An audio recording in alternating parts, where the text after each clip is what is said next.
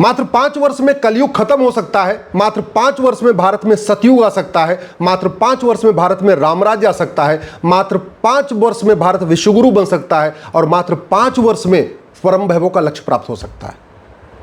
भारत की 80% समस्याओं का मूल कारण है भ्रष्टाचार और जनसंख्या विस्फोट। दुर्भाग्यवश आज तक भ्रष्टाचार को जड़ से खत्म करने और जनसंख्या विस्फोट को रोकने पे न संसद में चर्चा हुई, न भारत की किसी विधानसभा में चर्चा हुई। जनसंख्या विस्फोट तभी रुकेगा जब कठोर जनसंख्या नियंत्रण कानून बनेगा। जो 3 से ज्यादा बच्चा पैदा करे उसको 10 साल जेल में भेजने के लिए कानून बनाना पड़ेगा। जो 3 से ज्यादा बच्चा पैदा करे उसकी नागरिकता खत्म करने के लिए कानून बनेगा, तभी जनसंख्या विस्फोट रुकेगा। और जनसंख्या विस्फोट रुकते ही जल जंगल जमीन की समस्या, रोटी कपड़ा मकान की समस्या, गरीबी, भूखमरी, कुपोषण, प्रदूषण, बहुत सारी समस्या अपने आप रुक जाएंगी। अब दूसरा है जो महत्वपूर्ण जो हमारे लिए फैक्टर है वो है भ्रष्टाचार और अपराध। भ्रष्टाचार अपराध को खत्म करने पे हमने कभी गंभीरता के साथ चर्चा ही नहीं किया। हमारे पूर्वज कहते थे न रहेगा बांस न बजेगी बांसुरी, उसको हमने सोचा ही नहीं कि हमारे पूर्वज क्या कह के गए थे, इसको हम कैसे लागू करें, इस पे हमने कभी चर्चा ही नहीं किया। भाई घूसखोरी कैसे होती है? कैश में। जमाखोरी कैश में, कमीशनखोरी कैश में, दलाली कैश में, कटमनी कैश में, तोलाबाजी कैश में, हवालाबाजी कैश में, नशा तस्करी कैश में, मानव तस्करी कैश में, हथियार तस्करी कैश में, गौ तस्करी कैश में, सोना तस्करी कैश में, चंदन तस्करी कैश में, अपहरण कैश में, फिरौती कैश में, चोरी डकैती कैश में, झपटमारी कैश, कालाबाजारी कैश, मुनाफाखोरी कैश, मिलावटखोरी कैश, कबूतरबाजी कैश में, नकली शराब का कारोबार कैश में, सट्टाबाजी कैश में, थानेदार कैश में लेता है, हवलदार कैश में लेता है, तहसीलदार कैश में लेता है, पेशकार कैश में लेता है, लेखपाल कैश में लेता है, पटवारी कैश में लेता है, फर्जी आधार कैश में बनता है, फर्जी ड्राइविंग लाइसेंस कैश में बनता है, फर्जी राशन कार्ड कैश में बनता है, फर्जी बर्थ सर्टिफिकेट कैश में बनता है, फर्जी वोटर आईडी कैश में बनता है, फर्जी पासपोर्ट कैश में बनता है, अलगाववादियों की फंडिंग कैश में, आतंकवादियों की फंडिंग कैश में, माओवादियों की फंडिंग कैश में, नक्सलियों की फंडिंग कैश में, जिहादियों की फंडिंग कैश में, मिशनरियों की फंडिंग कैश में। जज साहब के यहाँ नोटों का बोरा मिलता है, उसमें भी कैश ही होता है, कुछ और नहीं होता, वहाँ चेक नहीं मिलता है।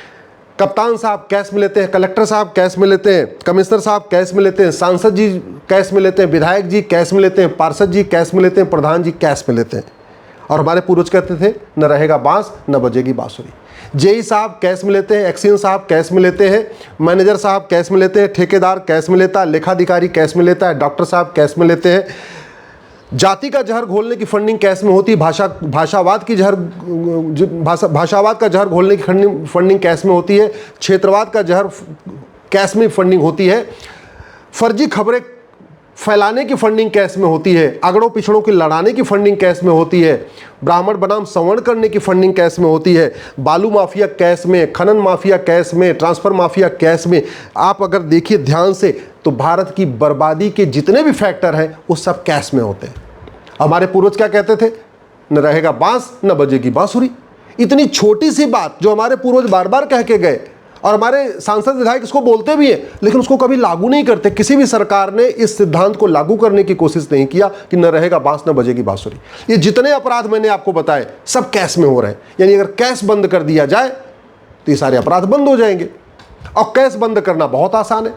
सरकार खुद ही कहती है कि 80% भारतीय पर डे 100 रुपये से कम खर्च करते हैं। अरे भाई 83 करोड़ लोगों को मुफ्त में राशन दिया जा रहा है, स्वाभाविक सी बात है वो गरीबी रेखा के नीचे है तभी तो दे रहे हैं। और जो गरीबी रेखा के नीचे है वो पर डे 100 रुपये ज़्यादा खर्च नहीं करता। आप खुद भी कल्पना करना कि आप पर डे कैश में कितना खर्च करते हैं। क्या 100 रुपये से पर डे ज़्यादा खर्च करते हैं क्या? जब 80% लोगों को 100 रुपये से बड़े नोट की ज़रूरत ही नहीं है और जो 20% लोग ज़्यादा खर्च करते हैं पर डे 100 रुपये से ज़्यादा, उनके पास ATM, Paytm, Bhim, UPI, debit card, credit card सब कुछ है, फिर 100 रुपये से बड़ी नोट चल किस लिए रही है? 100 रुपये से बड़ी नोट बंद कर दे, 25% भ्रष्टाचार, 25% अपराध तत्काल खत्म हो जाएगा। भारत में 250 करोड़ बैंक खाते हैं कुल मिला के, 55 करोड़ तो जनधन खाते हैं। जनधन खाता केवल गरीबों का खुलता है, मतलब किसानों का, मजदूरों का, आदिवासियों का जनधन खाता खुलता है। जिसकी टोटल साल में इनकम 50,000 से कम होती उसी का जनधन खाता खुलता है और वो भी 55 करोड़ खुला हुआ है। गरीब से गरीब आदमी बैंक से जुड़ा हुआ है। जो किसान सम्मान निधि जाती है किसान के खाते में, मजदूर के खाते में, वो सीधे सीधे ऑनलाइन जाती है, यानी बैंक से जुड़ चुका है। आदिवासी भी बैंक से जुड़ा हुआ है, हर व्यक्ति बैंक से जुड़ चुका है। भारत में 1.5 लाख के आसपास पोस्ट ऑफिस है, आज की डेट में वो बैंक का ही काम कर रहे हैं, क्योंकि पोस्ट ऑफिस का काम तो कोई बचा नहीं, कोई अंतर्देशी तो भेज नहीं रहा, कोई और काम तो कर नहीं रहा। अगर 5,000 रुपये से महंगे सामान का कैश लेन देन बंद कर दे, ये 25% भ्रष्टाचार अपराध और खत्म हो जाएगा, अलगाववाद, आतंकवाद, माओवाद, नक्सलवाद और खत्म हो जाएगा। यानी दो काम करते ही, 100 रुपए से बड़ी नोट बंद करते ही और 5,000 रुपए से महंगे सामान का कैश लेन देन बंद करते ही 50% अपराध, 50% भ्रष्टाचार, 50% अपहरण, 50% फिरौती, हथियारों का कारोबार, ये सब खत्म हो जाएगा। सबसे बड़ी बात, 50% पॉलिटिकल पार्टियां भी खत्म हो जाएंगी। आज की डेट में 3,000 पॉलिटिकल पार्टियां हैं। मेरी PIL चल रही है पॉलिटिकल पार्टियों के खिलाफ, किस तरीके से ये काला का सफ़ेद करती हैं, पूरा हवाला कारोबार कर रही हैं। ये दो काम होते ही 50% पॉलिटिकल पार्टियां भी खत्म हो जाएंगी। 50% लोग अगली बार से पार्षद प्रधान बनेंगे ही नहीं, अगली बार से वो सांसद विधायक बनेंगे नहीं। अभी वो पार्षद प्रधान इसलिए बन रहे हैं क्योंकि 1 to 4 करने, 1 2 का 4 करने का उनको मौका मिलता है। अभी तो 5 करोड़ लगा के 50 करोड़ कमा ले रहे हैं, इसलिए जा रहे हैं पार्षद बनने, प्रधान बनने, सांसद बनने, विधायक बनने। तीसरा, भारत की जनसंख्या लगभग 150 करोड़ है। 130 करोड़ लोगों का आधार बन चुका है। घर घर आधार है, हर घर में 3-4 आधार है। भाई 35 करोड़ परिवार हैं भारत में और 130 करोड़ आधार बना हुआ है, यानी हर घर में 4-5 आधार बना हुआ है। तो अगर हम पेमेंट को आधार से लिंक कर दें, आधार बेस्ड पेमेंट शुरू कर दें और 50,000 रुपए से महंगी संपत्ति को आधार से लिंक कर दें, यानी कोई भी व्यक्ति जब भी 50,000 रुपए से 5,000 से ऊपर तो कैश में कुछ खरीद ही नहीं सकता, उसको ATM, Paytm, Bhim, UPI, debit card use करना ही पड़ेगा। और 50,000 से महंगा सामान खरीदेगा तब सीधे सीधे आधार से लिंक होता चला जाएगा। यानी वो स्कूटी खरीदेगा, लैपटॉप खरीदेगा, मोबाइल खरीदेगा, कुछ भी, हवाई जहाज़ में जाएगा, कभी बिजनेस क्लास में घूमेगा, 5 स्टार होटल में रहेगा, कुछ भी करेगा तो सोना खरीदेगा, गहना खरीदेगा, घर खरीदेगा, मकान खरीदेगा, कुछ भी खरीदेगा तो आधार से लिंक होता जाएगा। यानी सरकार को बैठे बैठे दिल्ली में बिना किसी छापा के, बिना छापा मारना पड़ेगा, न CBI की ज़रूरत, न ED की ज़रूरत, न SFIO की ज़रूरत, न CID की, किसी की ज़रूरत नहीं। सरकार को बैठे बैठे पता चलेगा कि पंजाब में बैठा व्यक्ति या बंगाल में बैठा व्यक्ति जो कमाता केवल साल में 5 लाख रुपए है, वो 1 करोड़ रुपए खर्च कैसे कर रहा है, यहीं बैठे बैठे पता चलेगा।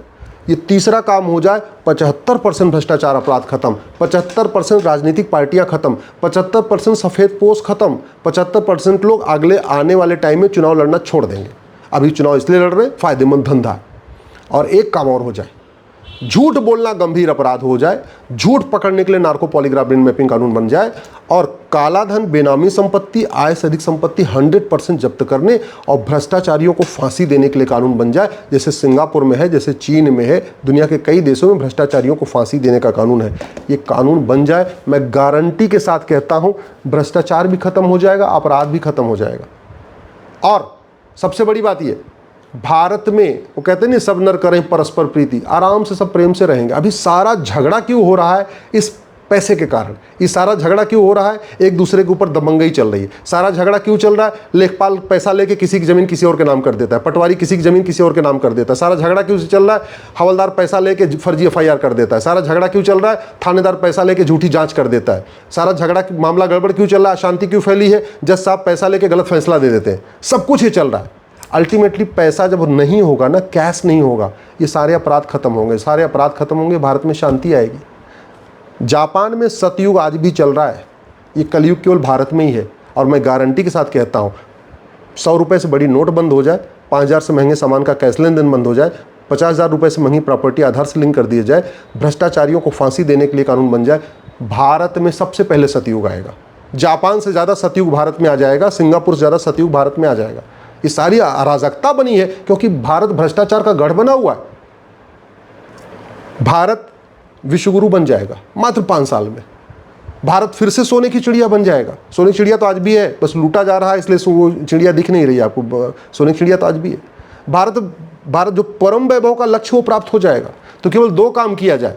पहला, कठोर जनसंख्या नियंत्रण कानून बनाया जाए। 3 बच्चे तक तो ठीक है, जो चौथा करेगा उसको 10 साल जेल में जाना पड़ेगा। जो चौथा करेगा उसकी नागरिकता खत्म होगी, उसका वोटिंग का राइट खत्म होगा, उसका बिजली पानी का कनेक्शन खत्म होगा, उसका बैंक का पासबुक जब्त हो जाएगा, उसका पासपोर्ट जब्त हो जाएगा, उसका नागरिकता खत्म का मतलब सारे उसके डॉक्यूमेंट बेकार हो जाएंगे। और दूसरा, ये जो मैंने तरीका बताया, 100 रुपये से बड़ी नोट बंद, 5,000 रुपये से महंगे सामान का कैश लेन देन बंद, प्रॉपर्टी आधार से लिंक, और भ्रष्टाचार को राष्ट्र की सुरक्षा के लिए खतरा घोषित कर दिया जाए, देश की एकता अखंडता के लिए खतरा घोषित कर दिया जाए। अच्छा, यही नहीं, जासूसी भी बंद हो जाएगी, गद्दारी भी बंद हो जाएगी। और ये जो जितने पाखंडी नेता, अभिनेता, लेखक, बुद्धिजीवी, पत्रकार, कलमकार बैठे हैं ना, जितने पाखंडी यूट्यूबर बैठे हैं, जितने पाखंडी कथक और भी दो लोग बैठे हुए, ये सबकी दुकान बंद हो जाएगी। पूर्ण रूप से भारत में सतयुग आ जाएगा, भारत विश्वगुरु बन जाएगा, भारत में राम राज्य आ जाएगा, भारत परम वैभव का लक्ष्य प्राप्त होगा, कलयुग अपने आप छूमंतर हो जाएगा। ये मैं गारंटी के साथ कह रहा हूं।